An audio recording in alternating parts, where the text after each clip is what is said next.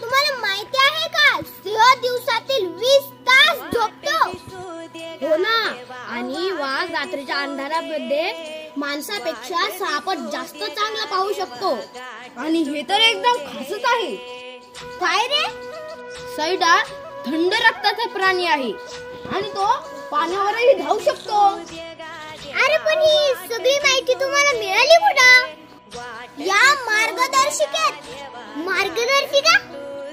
हो, ही आहे BTS अर्थात भारत टॅलेंट सर्च परीक्षेची मार्गदर्शिका.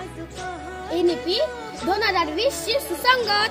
याचं वैशिष्ट्य म्हणजे थीम बेस आणि कौशल्याधिष्ठित अभ्यासक्रम.